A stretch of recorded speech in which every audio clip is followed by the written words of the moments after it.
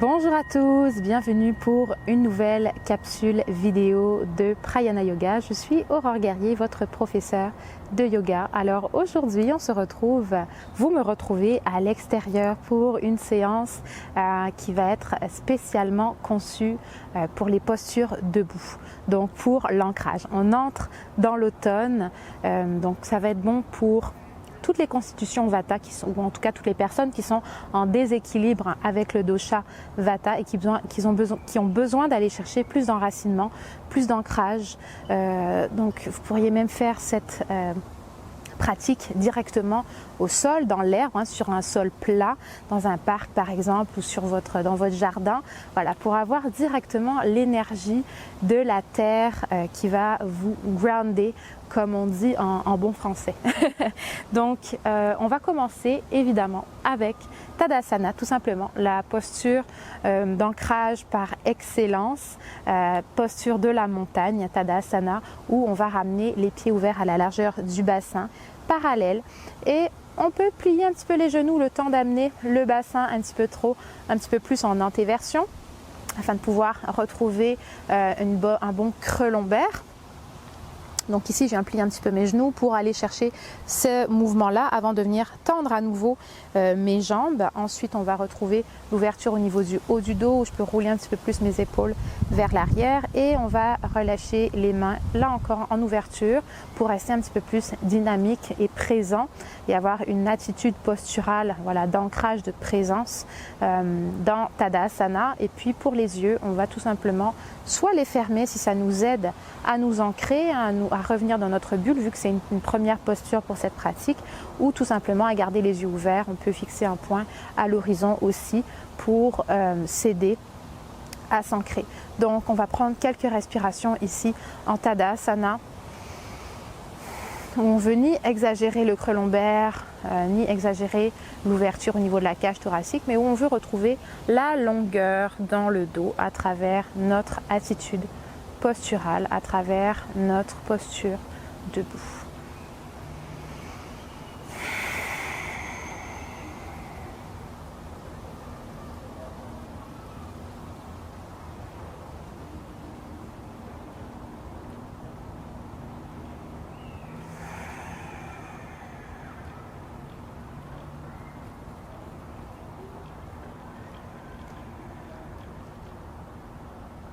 J'inspire, je me grandis, sentez la longueur qu'on vient trouver au niveau du dos jusqu'au sommet de la tête. Et à l'expiration, j'expire, le poids du corps redescend, s'ancrer au niveau des points d'appui principaux sous les pieds dans le sol. Et on prend conscience de notre énergie qui voyage de cette manière du bas du corps vers le haut du corps, puis du haut du corps vers le bas du corps, vraiment dans cette fluidité ascendante et descendante, accompagnée de notre respiration pour s'aider justement avec tout ça. Et on relâche doucement notre posture de Tadasana, on est allé chercher un bon enracinement de la terre. On va commencer avec une petite posture de stabilité justement. Les prochaines postures seront plus ancrées avec les deux pieds, mais j'aimerais qu'on commence avec une posture de stabilité, donc posture de l'arbre avec le pied droit ici et on va venir ramener le pied gauche en ouverture, donc la jambe gauche en ouverture, le pied vers le mollet et on va amener nos mains ici l'une vers l'autre pour cette première posture de l'arbre Vrikshasana. On fixe un point à l'avant de nous pour aider notre stabilité et en fait cette première posture c'est surtout pour sonder un petit peu notre stabilité, notre ancrage.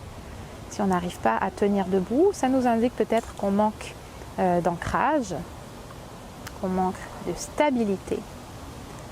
Et expire, on relâche doucement et on vient faire la même chose avec l'autre pied. Donc si vous êtes à l'extérieur comme moi, je vous encourage à chercher le bon endroit, l'endroit plus plat pour aller prendre votre appui. Vous voyez là par exemple je suis dans un creux, donc c'est moins intéressant pour moi. Donc je vais essayer d'aller chercher l'endroit où c'est le plus là sur mon tapis pour venir m'ancrer puisqu'on veut quand même s'aider, à moins que vous soyez dans le challenge, ce qui est correct aussi. Mais sinon, pour se donner un bon aperçu de notre stabilité, de venir chercher simplement un endroit plat pour s'ancrer dans le sol. Au contraire, si vous êtes chez vous, si vous êtes sur un gros tapis par exemple, un tapis de salon ou bien un tapis de gym, je ne sais pas ce que vous utilisez pour pratiquer, faites attention aussi parce que plus vous avez de l'épaisseur, plus vous allez être déstabilisé, surtout si c'est une épaisseur qui est molle, hein. Je pense par exemple aux tapis, parfois qui sont épais dans notre salon sur lesquels on pratique parce que c'est doux, c'est réconfortant, mais voilà, des fois ça peut nous déstabiliser, donc dans ce temps-là, allez directement sur un parquet ou à même le sol pour éviter ça. Et j'expire, je relâche doucement dans ma posture Vrikshasana, posture de l'arbre. On enchaîne avec la posture de l'étoile. Ici, donc on va en ouverture beaucoup plus au niveau des jambes. Pour la posture de l'étoile, aller chercher cette fois vraiment à s'enraciner avec les deux pieds. Donc, on peut placer les pieds un petit peu en canard pour suivre la logique de notre ouverture au niveau des jambes et ouvrir ici au niveau des bras, main à la hauteur de mes épaules et je viens étirer mes doigts autant que possible.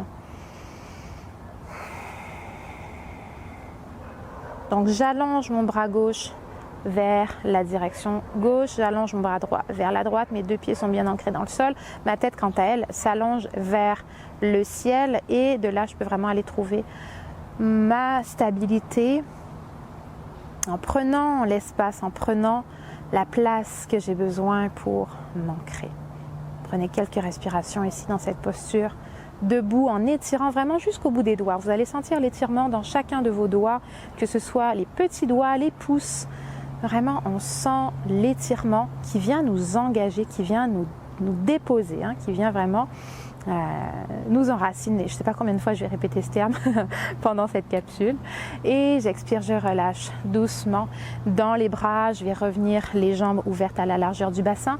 Et je vais inspirer ici dans les bras et je vais relâcher un bras devant, un bras derrière. Donc ici, on va beaucoup plus relâcher le poids dans les bras justement. Je vois de plus en plus d'élèves qui ont des douleurs au niveau des épaules, au niveau des trapèzes. Ça, c'est un excellent moyen de s'en défaire de ce genre de tension-là. Donc, il faut vraiment pouvoir relâcher complètement le poids des bras vers le sol. Et vous pouvez ajouter à ça eh bien, une respiration.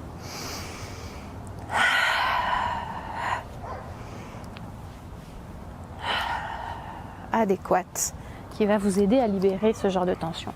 Vous pouvez amener le regard, laisser le regard suivre votre main qui passe vers l'arrière pour aider la torsion à aller, j'allais dire à son maximum, pas à son maximum, mais de manière optimale. Ici, voilà, on suit la main qui passe vers l'arrière pour aller chercher une meilleure torsion au niveau du dos et possiblement une meilleure disponibilité. Pour la suite, on laisse doucement le petit mouvement s'arrêter, notre balancement s'arrêter tout simplement et on ramène nos deux bras le long du corps, toujours bien ancrés dans le sol. Petit exercice pour les bras là encore qui va aider là encore hein, pour les trapèzes. Ça va être de remonter autant que possible les épaules vers les oreilles et de relâcher complètement et on va faire ça plusieurs fois d'affilée. Donc vraiment on inspire et on relâche. Là encore, avec la respiration qui va avec.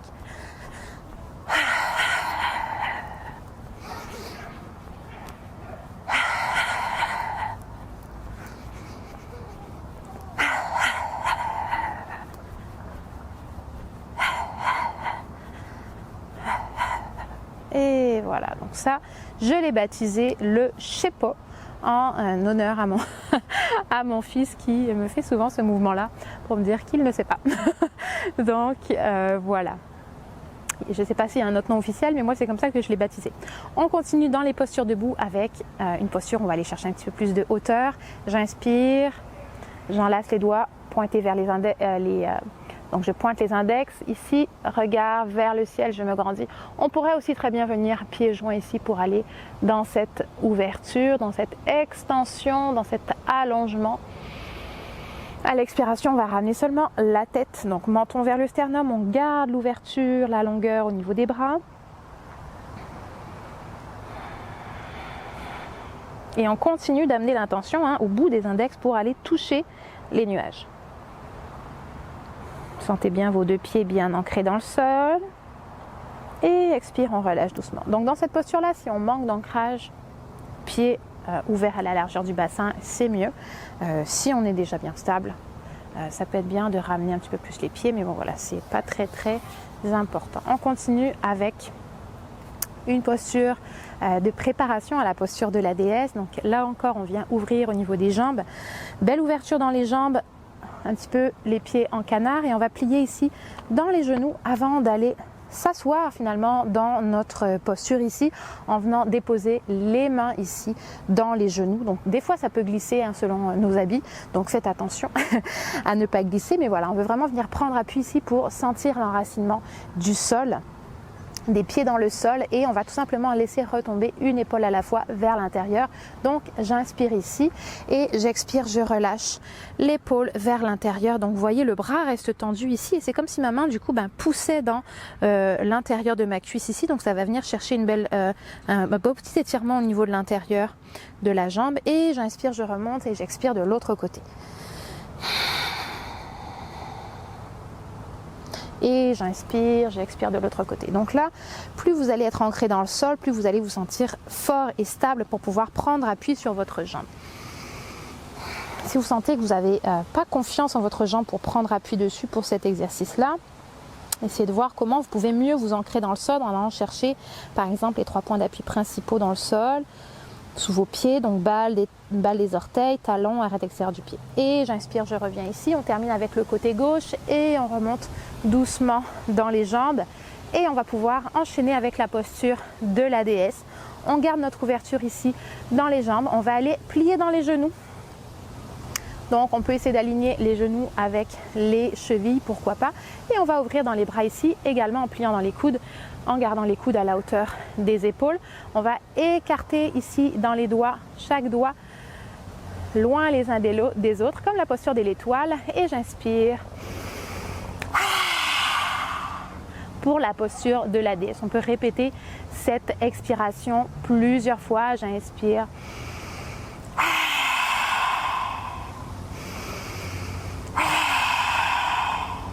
Et j'inspire, je remonte doucement. Donc vous pouvez faire ça plusieurs fois, la posture de la déesse, pour vraiment laisser aller les tensions, les non-dits, les contractions, tout ce qu'on garde à l'intérieur de nous, qu'on a besoin qu'ils sortent, et favoriser l'expression finalement, tout simplement, voilà, avec la posture de la déesse. Pensez aussi à la symbolique de la déesse quand vous faites cette posture-là.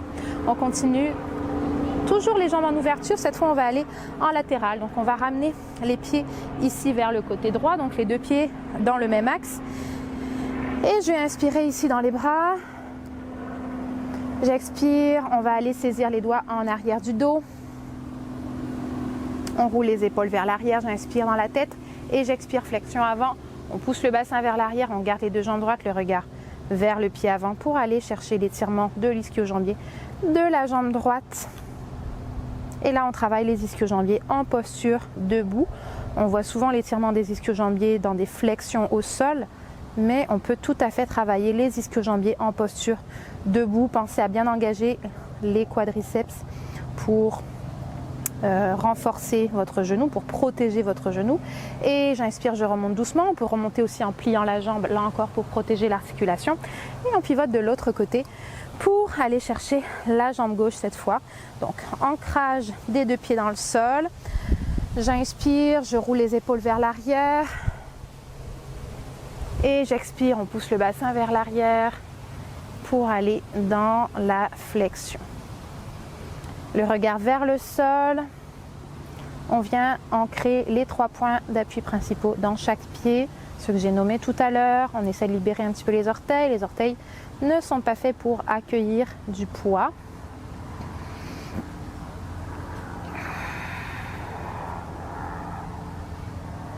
Et j'inspire, je remonte doucement pour sortir de ma posture. Et on va repasser du côté droit. On va faire ça pas mal de fois, droite-gauche, pour les prochaines postures, puisqu'en Hatha Yoga, on va vraiment faire un côté à la fois dans chaque posture.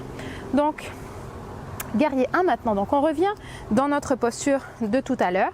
hein, dans la fente qu'on avait tout à l'heure, sauf que cette fois, on va venir plier le genou avant. Donc si en pliant le genou, vous vous rendez compte que le genou dépasse la cheville, reculez la jambe arrière ou dépliez un petit peu le genou. On garde le genou dans l'axe de la cheville, donc mon talon est soit déposé dans le sol, soit soulevé ici, mais dans les deux cas, on veut refermer la hanche. Donc c'est sûr que ici, ça va être un petit peu plus facile pour refermer les hanches et avoir les hanches dans le même axe. Et je vais inspirer ici dans les bras, on enlace les doigts, on pointe les index pour le guerrier 1.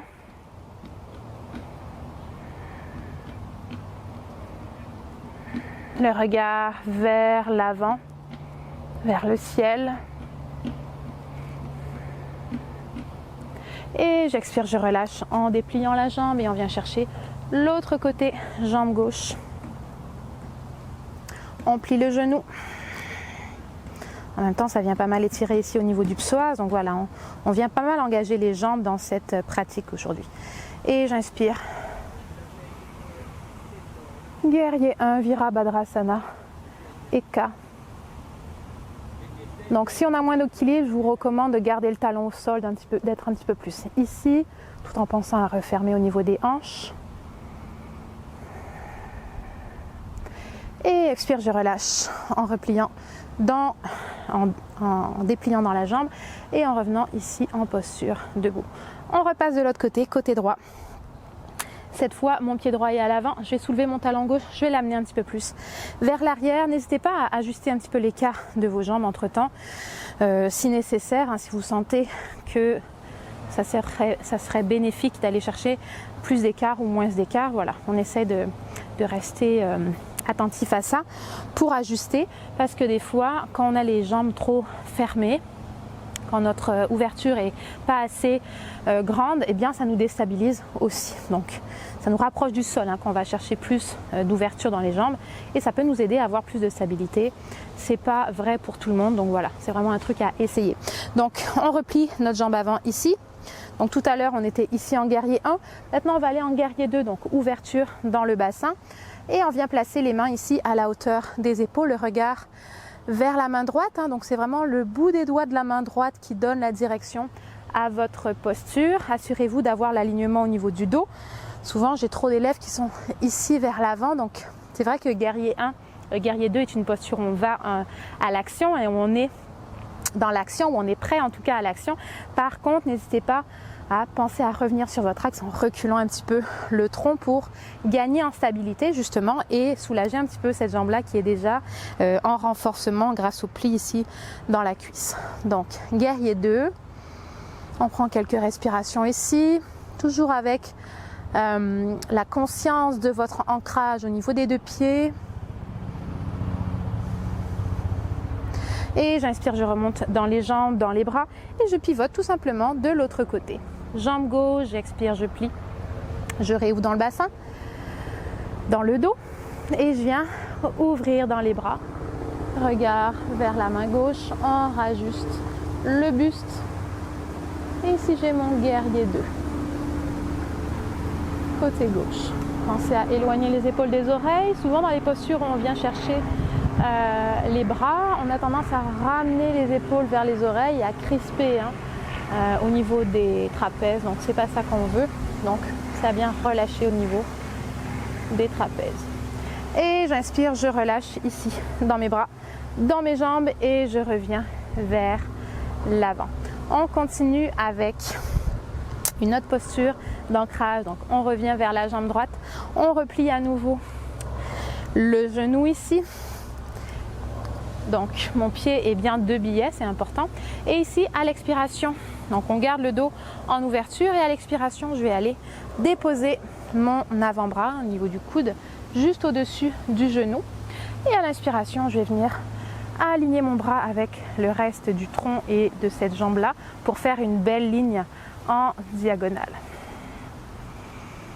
On peut amener le regard vers la main gauche, vers le sol si on a besoin de plus de stabilité ou vers l'horizon également. Donc là on va aller chercher la longueur du flanc, du bras, de la jambe également. Et j'expire, je relâche. Dans le bras gauche, je déplie dans la jambe droite et je change de côté. Jambe gauche, on plie, on ouvre dans le bassin, flexion. Et une fois qu'on est bien stable, inspire dans le bras droit et on amène le regard. Donc amenez l'énergie jusqu'au bout des doigts, même pour le bras ici, le bras gauche. Souvent je vois des gens ici, puis la main est toute molle. C'est-à-dire que si la main est molle, on va manquer de stabilité, puisque le corps ne sera pas engagé de manière optimale.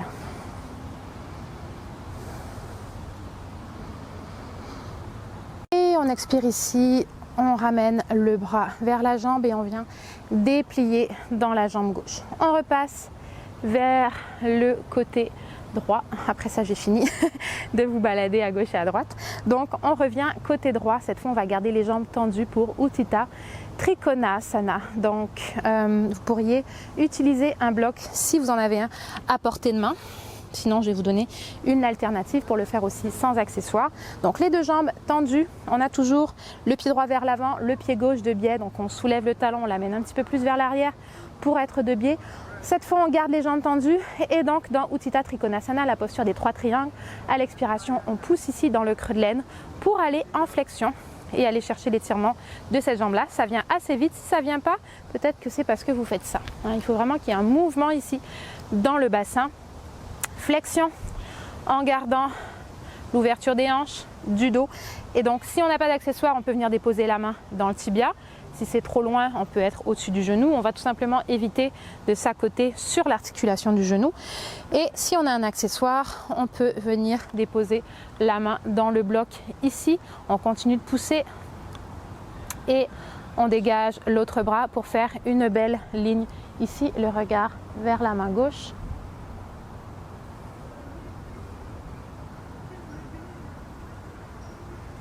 Pour Utthita Trikonasana. On va chercher l'ancrage, on va chercher l'étirement des jambes et des flancs. Donc, on développe la stabilité. Évidemment, on peut ajuster la hauteur du bloc, on peut aller plus bas, on peut aller complètement au sol.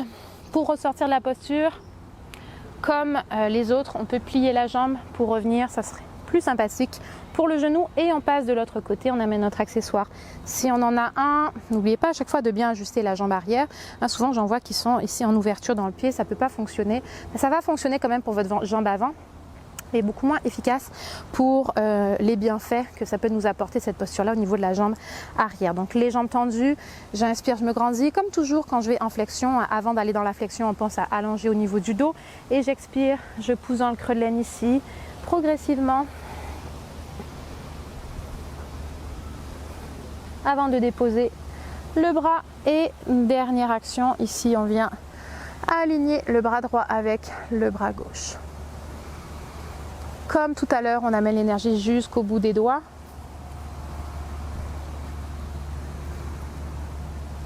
On reste focus au niveau de notre ancrage, de notre alignement.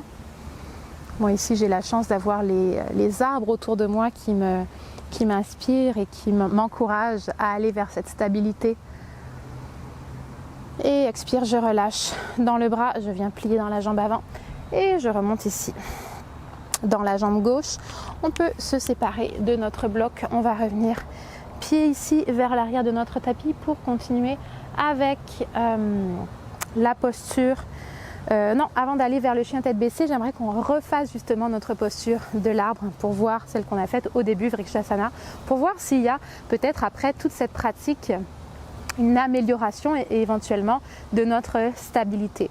Alors je vous invite à nouveau à aller directement dans le sol ou si vous êtes chez vous, à aller directement par terre, sans le tapis de yoga, sans autre tapis quelconque, pour maximiser votre stabilité. Et ensuite, on vient se placer jambe droite en appui, jambe gauche ici. On peut amener le pied, le talon beaucoup plus haut. Également, ici, pour la posture de l'arbre. On peut amener les bras au-dessus de la tête également. Et je vous invite à observer votre stabilité.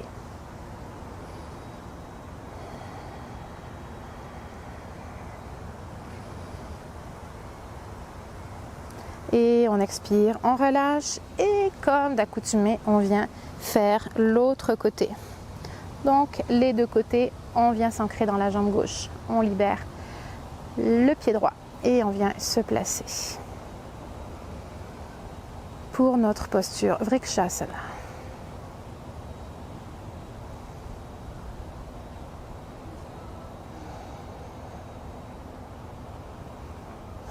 Donc ne vous jugez pas si vous n'êtes pas plus stable, ne soyez pas surexcité si vous êtes trop stable, sinon ça va vous déstabiliser aussi. Donc voilà, simplement respirer dans l'instant présent, dans l'observation, dans la neutralité autant que possible pour observer votre stabilité.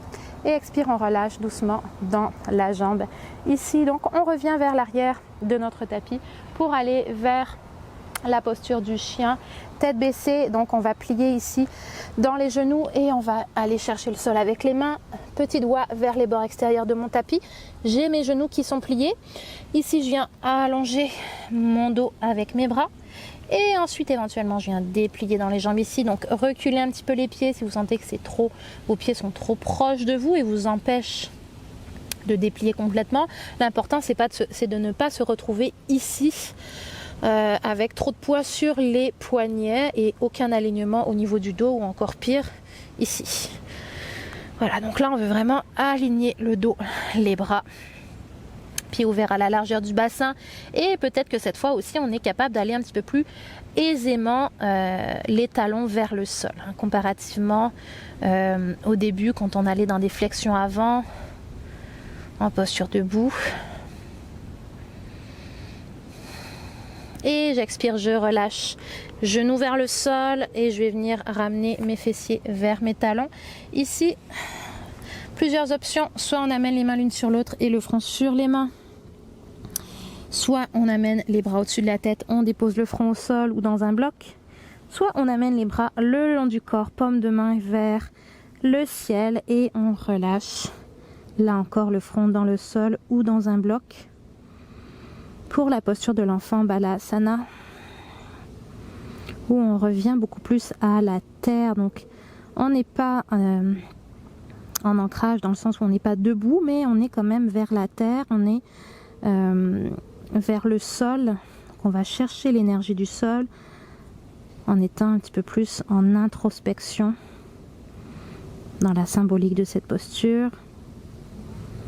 On vient prendre des respirations profondes ici.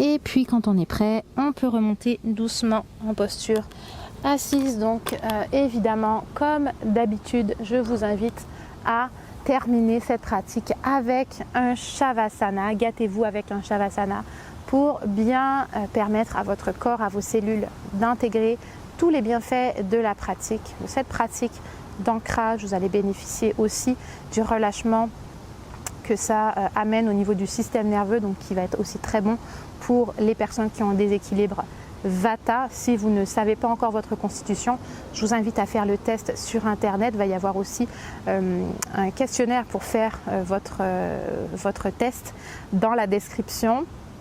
Donc je vous encourage vraiment à faire ce petit test là pour connaître votre constitution ayurvédique et vous aider davantage à équilibrer finalement vos doshas et pouvoir jouir d'une santé et d'un automne qui sera favorable sur tous les points. Voilà, donc je vous souhaite une très bonne journée et puis je vous dis à très bientôt. N'oubliez pas de vous abonner à la chaîne, n'oubliez pas de commenter, de partager, de liker aussi, hein, ça m'encourage à continuer d'autres capsules comme celle-là. Donc n'hésitez pas. Merci encore et namasté.